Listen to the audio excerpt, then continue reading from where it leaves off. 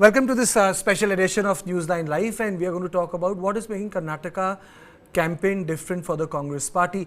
Is Karnataka campaign more like Himachal Pradesh, or is Karnataka campaign more like Gujarat? Is Karnataka campaign low profile, or is Karnataka campaign as high profile as Rahul Gandhi campaign in Madhya Pradesh, Chhattisgarh and Rajasthan in 2017 assembly election? So what is making Karnataka campaign different? Is it door to door? Is it breakdown of the electoral campaign in constituencies, or is it the Labharti politics, or is it the Sops? Because I don't need to remind you that even in 2009, the reason why Congress did well was that it did away for the loans of the farmers, and on top of it, you had Manmohan Singh appealing to a very urban audience. So yes, ahead of the Karnataka Assembly elections, the Congress party has again refocused itself on social welfare schemes.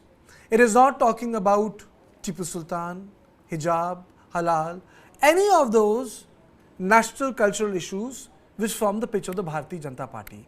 Congress has announced 4 poll promises and has assured that the party would fulfill them as soon as they form the government.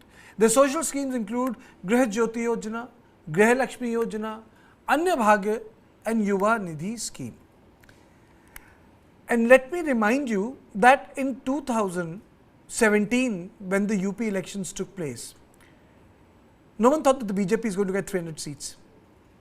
When they got, people thought it's only Hindutva and the Prime Minister's speech of cremation and Hindu crematorium grounds.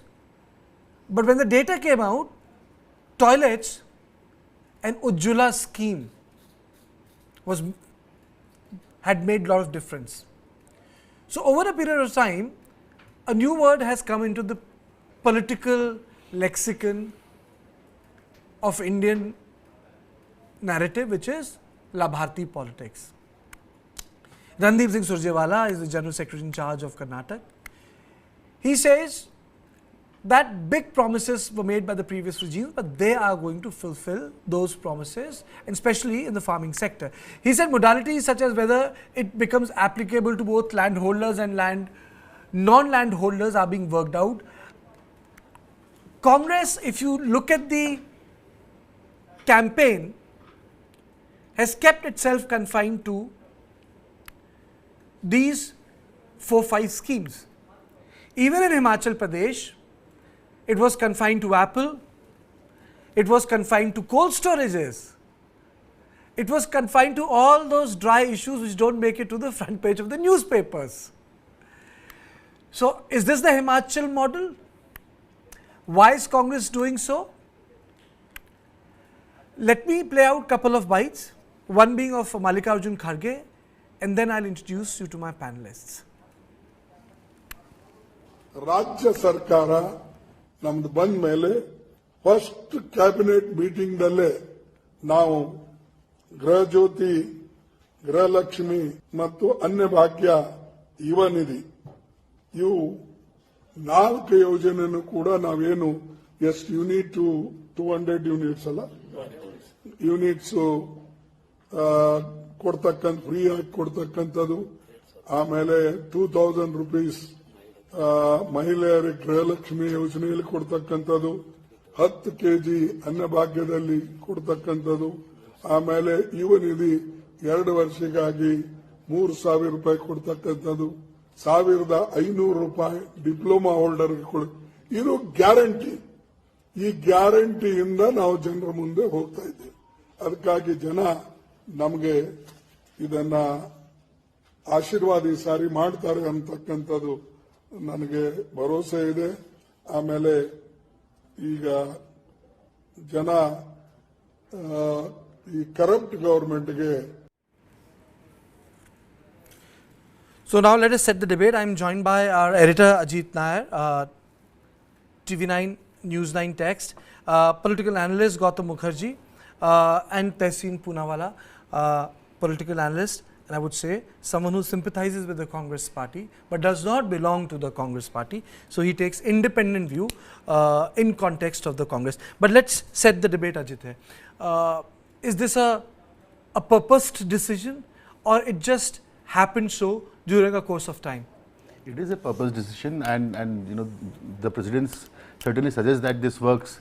But what we should kind of focus on here is that while these all these schemes, which are, as you said, Labharti schemes, right? These are meant to propel the Congress party through in the last phase. Now that they have that thought that they have the advantage, possibly they are trying to stitch all loose ends by kind of ensuring that even the voters who are unconvinced and would want that last push, I think that is what they are trying to do with this last minute announcement.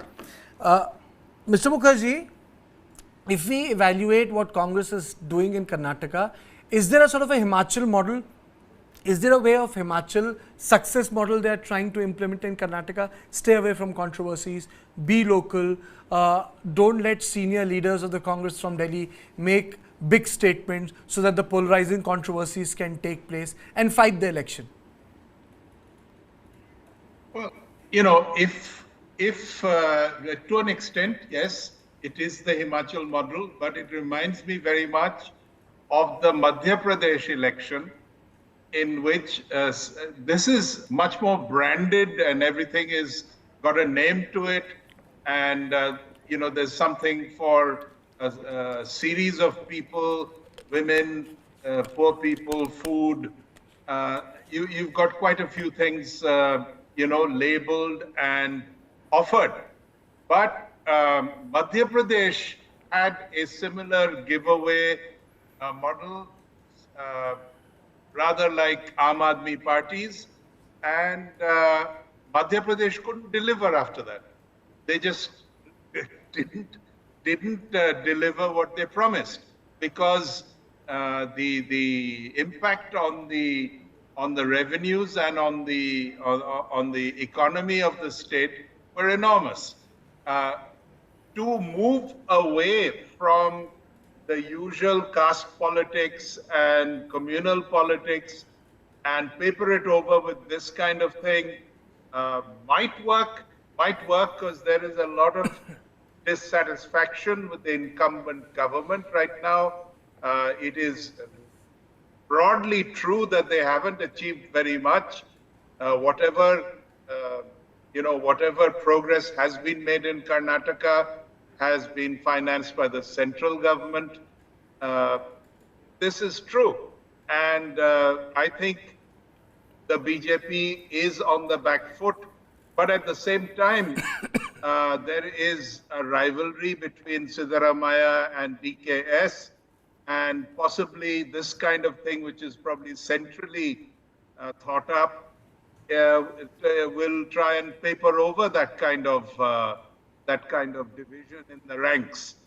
But Congress does have a very good chance, and some of the polls are saying as much. So let us see.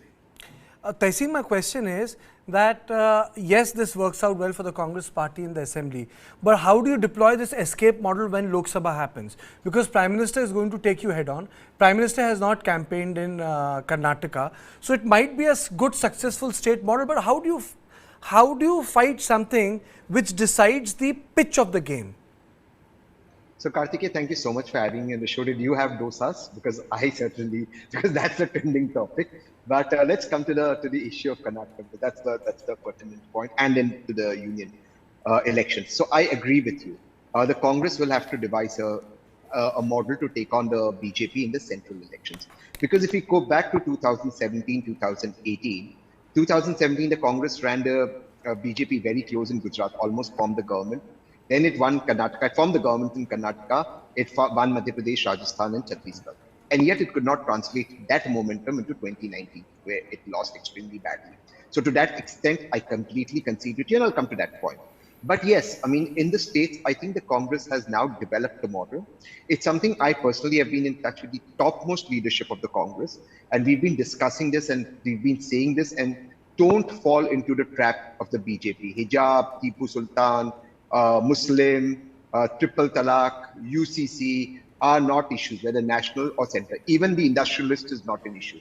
The only issue in Karnataka is Karnataka pride, Nandini, issues of the state, governance, women's issues, and how you can take on development. Stick to those and you will win like Haryana, like Himachal. Don't get into the Gujarat model where you had all these left loonies and NGO walas masquerading, and they've completely finished off the party. So stick to the state issue. The Congress will win. The Congress should realize the amount of affinity it has in this country. As so far as the larger issue of the central elections in 2024, yes, that is, while it is some time away, there will have to be a consensus. Kapil Sibal spoke to you. Taisin, I just like to stop you for a minute. Let me take our viewers through the Sops or the promises. Restoration of old pension scheme, Himachal Pradesh swayed to it. Filling up of 1 lakh jobs. All areas due to the employees to be given. All areas due to the employees to be given. Contract employees would be regularized within 2 years. Youth Commission to look into all issues of education and employment generation. 300 units free power.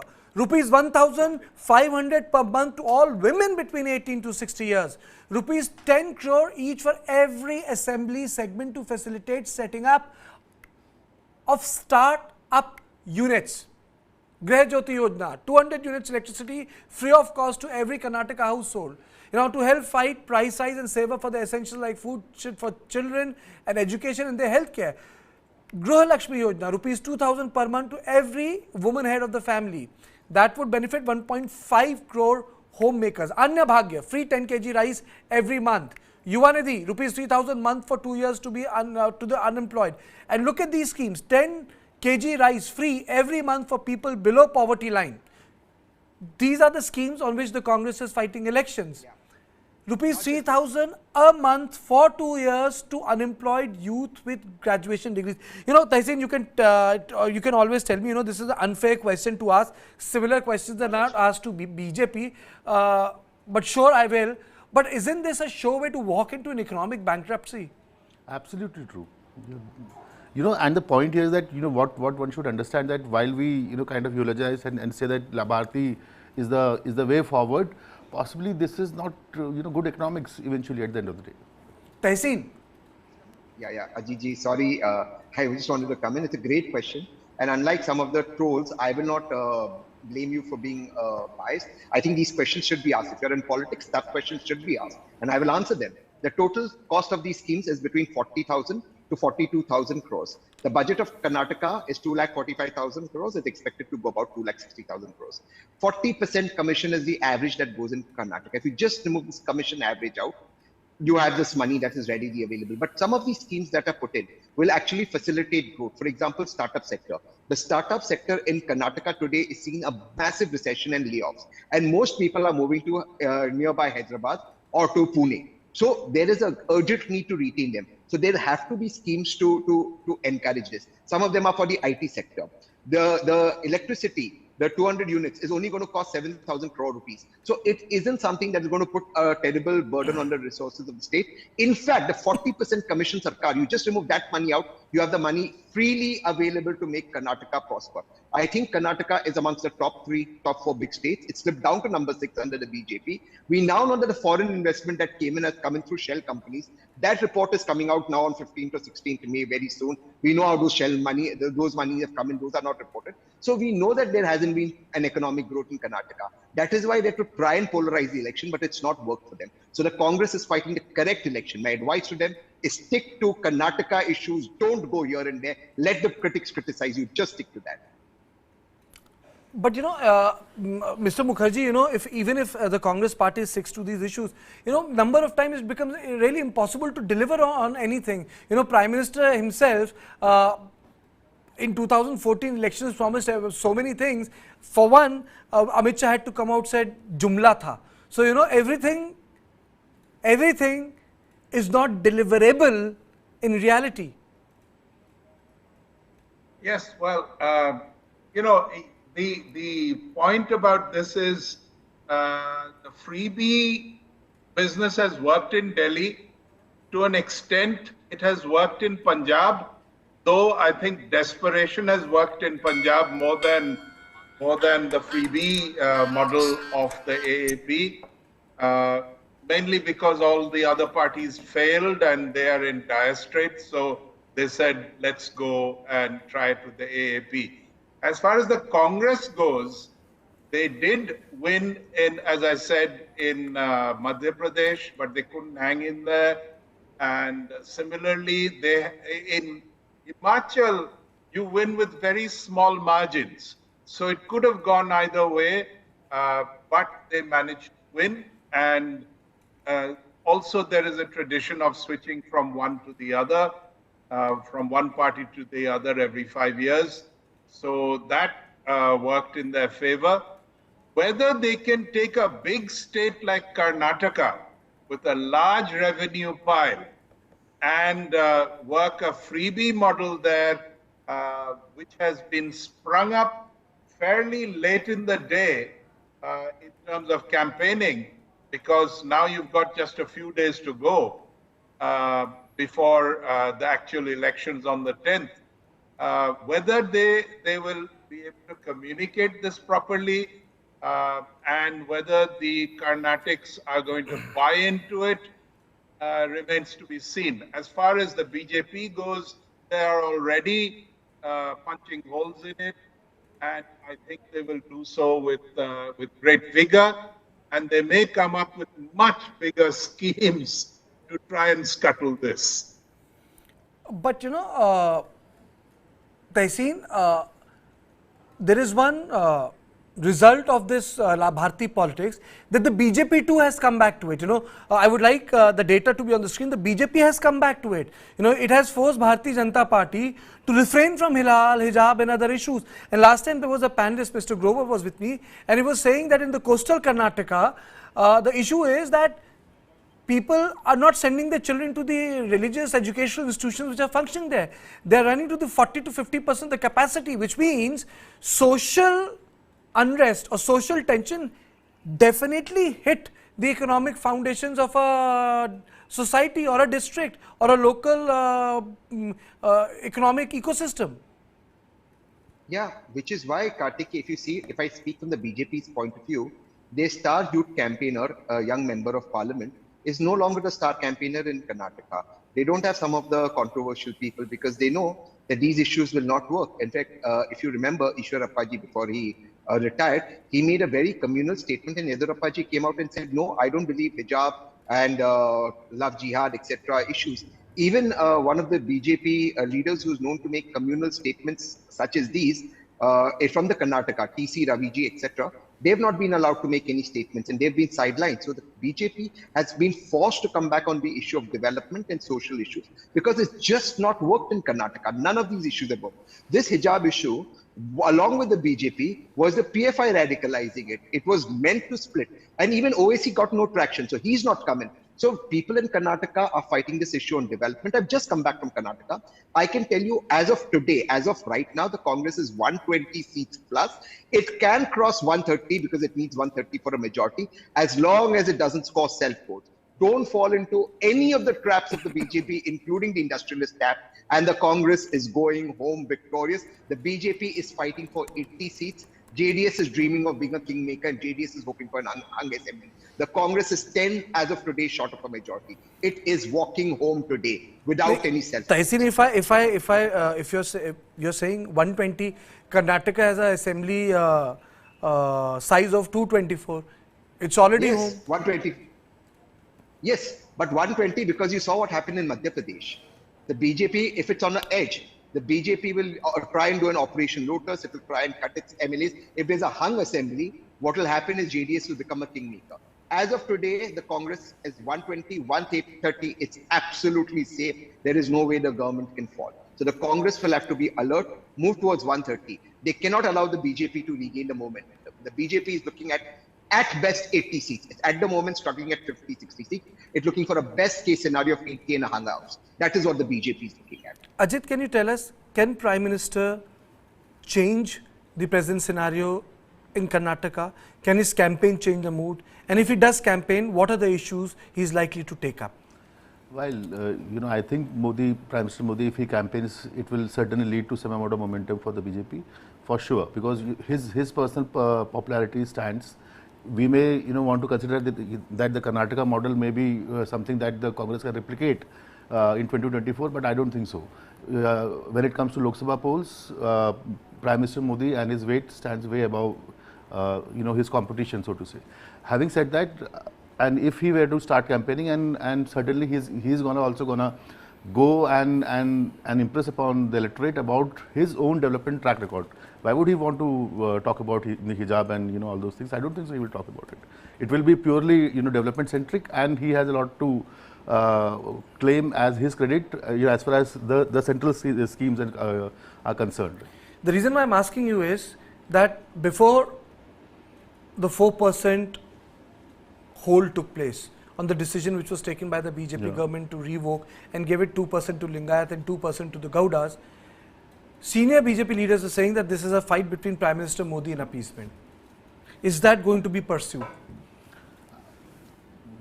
Eventually, at the end of the day, one has to play to certain rules of elections, right? Why is this whole thing about this Labharti and free Bijli? Personally, I think that's a very bad idea. But eventually, all parties, including Congress or be the BJP, everyone has to kind of play to the galleries at at one point of time. So that thing about that 4% being given to 2% each to Lingayats and Vokaligas, I think that was one thought process that they worked with, which was kind of looked at in a manner where they can consolidate these two big sections. Mr. Mukherjee, our TV9 Kannada and CVoters did a poll. And that poll is very, very clear that a lot of people are saying that we would like to vote to the Congress party because of this Sops. If you look at this, development 41.4%, job creation 38.1%. How come these indexes are up in Karnataka elections? Why these issues are working in Karnataka? Why don't these issues work in Bihar, Mr. Mukherjee, in Uttar Pradesh or Bihar? Why don't these issues work there? Well, to a larger extent than before, Kartikeya, it is working even in places like Bihar and certainly in UP. In Karnataka, well, obviously there are lots of educated people there, and they are emphasizing what hasn't been done well. But I think the Prime Minister is going to get in there, cover the state in a blitzkrieg, and the chances of him announcing a lot of really big ticket issues, at least obliquely insofar as the Election Commission allows it, cannot be ruled out. And his own charisma should make an impact. These findings of the poll are undeniable. It has been lackluster. The leadership hasn't been able to go very far, and they are on the back foot. Now what remains to be seen is, will BJP pull the rabbit out of the hat despite all this anti-incumbency? Otherwise, yes, it's advantage Congress. But Mr. Mukherjee, BJP is in power. It's like a double. Even the double engine ki sarkar slogan is not working. Our poll survey has shown. This double engine is a word which works in a lot of places. Even this, it has not found resonance. Why? Why Congress, which is not in power, why Congress lost power, could not hold on to its government, is being seen favorable. This just because they are promising Sops, Mr. Mukherjee, is that the only thing which is working? Well, no, I think it is a lot of the caste politics is at play here. Yedurappa is going to be an active player, and he is very effective. His son is campaigning extensively. Bomai has proved to be very colorless and not very effective as an administrator, defensive, grouchy. He doesn't seem to like people very much, and that doesn't help because you're not a CEO of a corporation where again you might just get away without liking people, but as a politician and a chief minister, you need to have a little more charisma. I don't know why they left him in there. However, they have their calculations, and usually Amit Shah is a very adept, stitcher of wins, and he is very active in this campaign, more so than Nadda. So the chances of them, like I said, pulling off a surprise are there, though I do think it's advantage Congress simply because they provide the most viable alternative, not so much because of these Sops that are being announced now. They do have leadership, in the form of DKS and Siddaramaiah and a few others who would like to, be there. Maybe they'll get senior posts. Whether the conflict and rivalry between DKS and Siddaramaiah will sink the ship behind the scenes, because when you campaign, if you don't go all out, then the chances are that you lose what you might have got, and that sort of thing could harm the Congress. They will never say so. Ostensibly, they're saying we are both working on the same team and so on, but it doesn't seem very convincing. Any more than Bomai's lacklusterness and the rivalry which they're trying to paper over between DKS and Siddaramaiah, both of these things are, issues. But then, if we analyze the larger rubric here in Karnataka Tehsil, it is telling us two things. The first thing it is telling us is that Sop politics is not independent of the larger rubric of what a party stands for, one. And secondly, Tehsil, it also shows that somewhere Siddaramaiah has become a factor. The guy who in past 4 years got portrayed as a man embarrassing the Congress party, the man representing a sort of a old Congress party, has become a symbol of this Labharti politics. DK can be the organizational heft, but somehow Siddaramaiah has become a symbol of this Labharti politics. And I'm opening this question to all of you. First to you, Tehsil, then Ajit, then Mr. Mukherjee. Why has this happened? Why couldn't Bomai become a face of it? Why couldn't he? What is this turnaround with Siddaramaiah, the man who has been embarrassing party so much? So he never embarrassed the party. But let me come to Siddaramaiah DKS. But before I come to that, see, there's a popular perception against the Congress that there's this massive rivalry in the Congress. Of course, there's a rivalry in the Congress. You're in politics to be rivals. Everyone wants to be chief minister.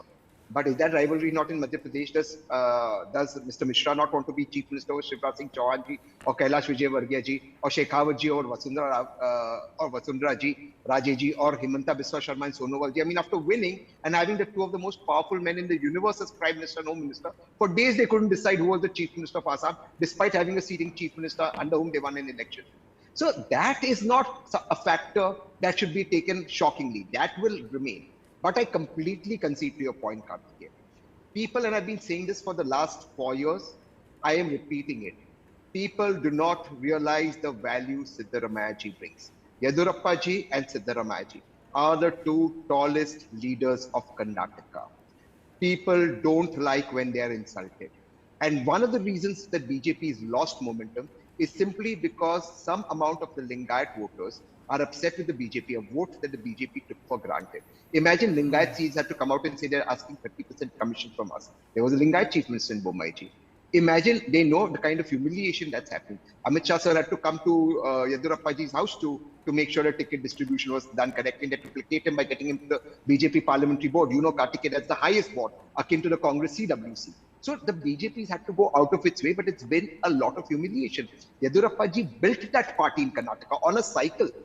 So, that is something that weighs on people's mind. And coming back to Siddaramaiah, Siddaramaiah from an OBC community is a man of the masses, and people, and I said, I've just come back from Karnataka. Every single person, irrespective of whether the person is a BJP, JDS or a Congress voter, says Siddaramaiah's 5 years were better than these 5 years. And believe me, Siddaramaiah is the only chief minister in recent Karnataka history to finish 5 years tenure continuously. No other chief minister has done it in recent history of Karnataka. So people remember his governance, the Indira canteens.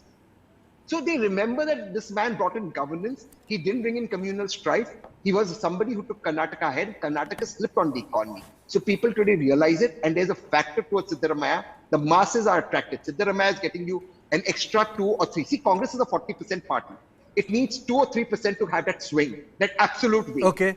Now just imagine 20-25% Lingayat vote swing towards the Congress. It's a massive win for the Congress. I'm just talking mathematically. So there is something that the Congress is doing right. I repeat, and I've been telling them, don't score self-votes. No industrialists, no Pakistan, no Satyapal Malik, nothing. Karnataka, Karnataka, Karnataka. Right. So, while I agree to what he just said about the BJP lacking a mass leader like Yedurappa, at the end of the day, Bommai is not, match as far as someone like Siddaramaiah is concerned. That's a given fact. But fundamentally, what is happening is that this is more of a vote, more of an anti. Are you saying that this is an anti-BJP vote? No, it is more of an anti-government vote, I would say. Anti-government vote. Anti-government vote, not an anti-BJP vote. I don't think so, because the kind of crowds that had come out when during Modi's road shows across the state just 2 months back. Okay. Yeah, it doesn't kind of in any manner suggest that it's an anti-BJP sentiment. It's more of an anti-government. The present it's an anti-Bommai thing. Correct. To to put a face to the story. Correct. But he's been a disaster. I also, yes. So to a certain extent, yes, because eventually when it's at the end of the day, it's also a battle of personalities, right? So when you have someone like a Siddaramaiah on the other side, you would want someone of that similar heft to kind of. Mr. Mukherjee, you think that what Ajit is saying that Mr. Bommai is a disaster? Sorry, I didn't catch that. Is Mr. Bommai a disaster as a chief minister? He said it's an anti-government vote. But he I think has not. He's not perceived as either a good administrator or a charismatic leader. Perhaps the fact that he has been retained as chief minister is because his presence is holding various factions together for the moment, and maybe that is why he's there. Whether he'll be there after the elections, I don't know. Particularly if BJP pulls it off, remains to be seen. He hasn't done any harm in a big way, but neither has he done any good. You feel that the only thing which Mr.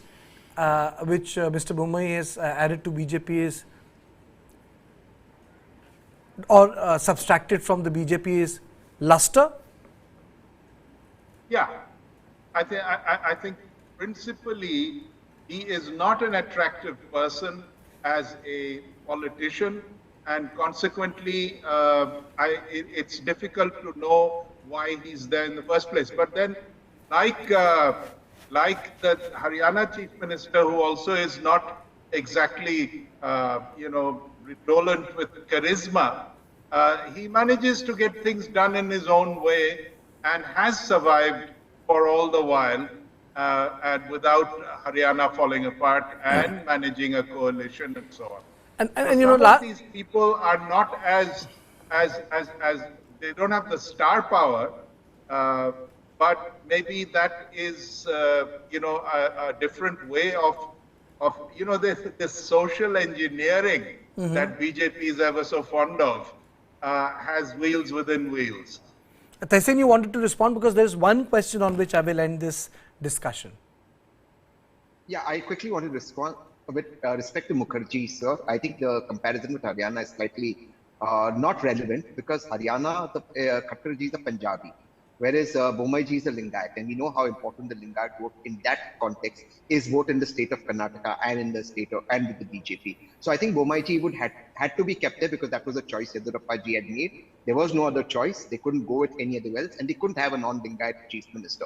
So I think that comparison may not completely hold true. But if I may just add one more quick thing before I come to your point, I think the Karnataka model also shows that the Lingayats have been let down by the BJP simply because they took away this reservation for the minorities. And when they went to Supreme Court, Kapil Sibal was representing the minorities, the BJP government in Karnataka did a U-turn and said, no, we have not taken it away, we will not implement it. See, people are not fools. To do something 1 week before the election, 2 weeks before the election, Amit Shah ji, who many people believe is a Chanakya, I don't think he's a master player as is made out to be. He has a lot of media hype. But it doesn't work like that. People are not fools. You can't take away a reservation 1 week before, go to Supreme Court and say we won't implement it, have no papers, and then come back here and say, oh, but we've taken away the reservation. People know it's a connected world. So I think that has fallen even more back on the BJP. That was a blunder that the BJP made. Do you feel that one SOP that has been a game changer has been the old pension scheme?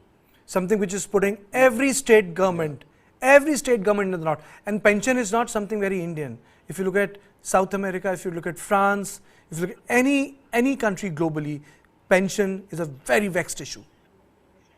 No, I don't think it's the one issue. I think it's a combination of issues along with the ability of Priyanka Gandhi Vadra to fight the campaign. Her factor is extremely important for the Congress and not to get swayed on national issues. But I concede to what Ajit ji said. The Modi factor in 2024 will be a different ball game. Kartike, you remember in Rajasthan there used to be a nara, Modi tujhse bair nahi, Vasundhara teri khair nahi. That holds true for the country. Prime Minister Modi is the tallest leader, whether you like, I'm politically opposed to the BJP. And you have to have another strategy to checkmate the BJP. They have figured out a strategy for the state. Union will be different. Tehseen, I just wanted to ask you something. While you say that now the Congress is doing all this Labharti politics, eventually, and if the Congress eventually ends up winning, then it will all be about the Gandhi family, right? So where do you stand?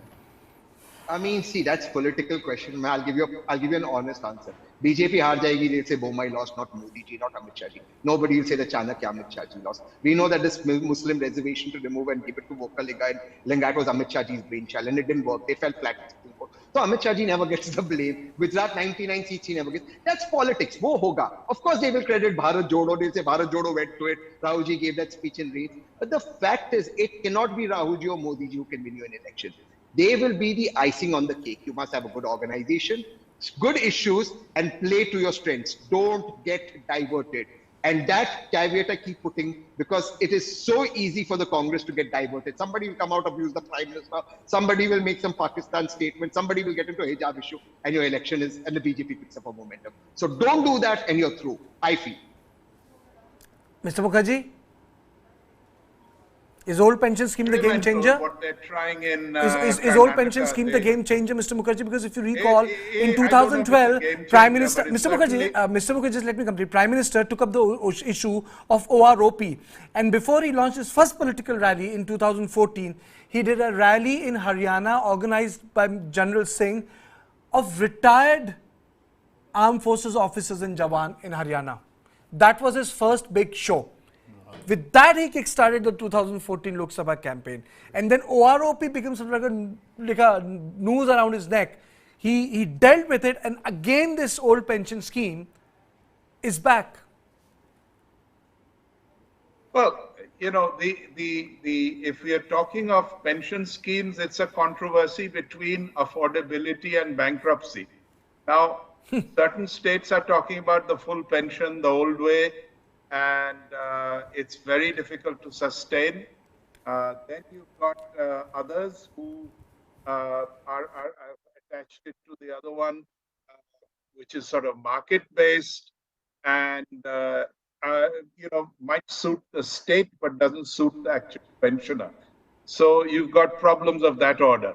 Here, Congress suddenly moving to the high ground and talking of the benefit of the people, I think has come rather late in the day, and it is something that they haven't, as you said, okay, it's been tried, the Sops part has been tried in Himachal, but whether it will work here, I don't know. I think leadership-wise, at least from the center, there's been too much divisiveness already.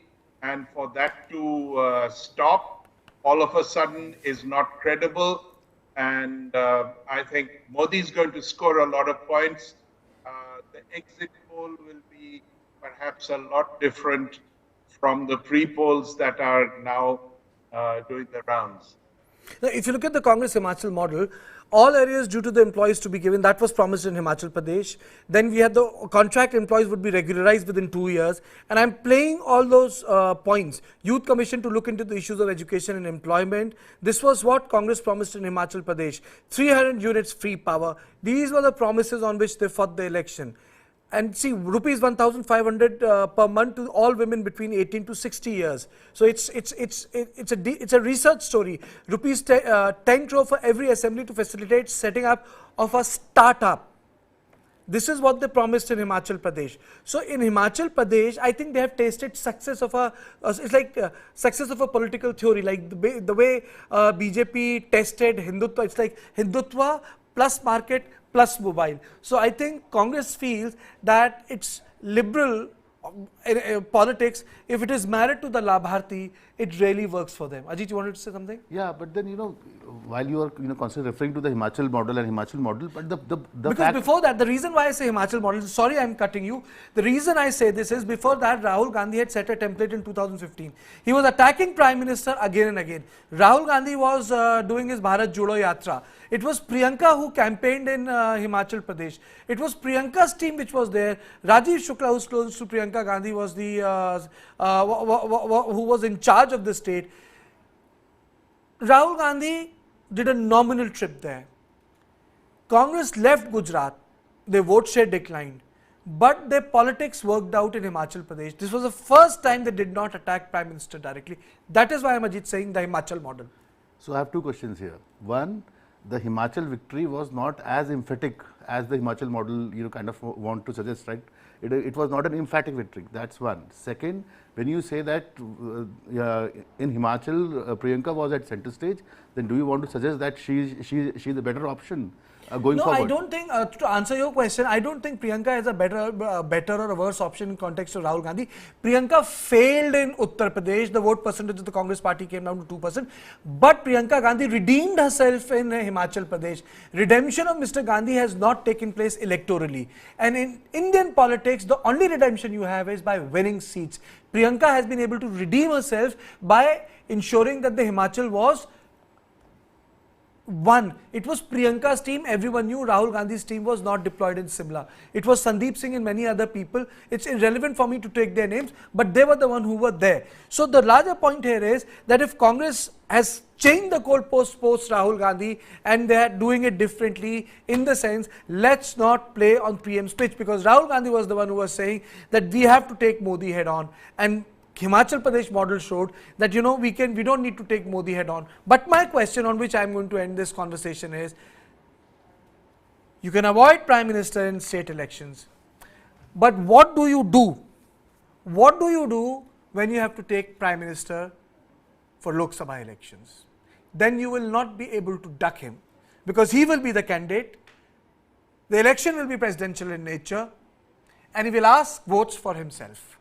And I think the first stage of the Congress politics, which is at the federal level, which is at the state level, has found some groove.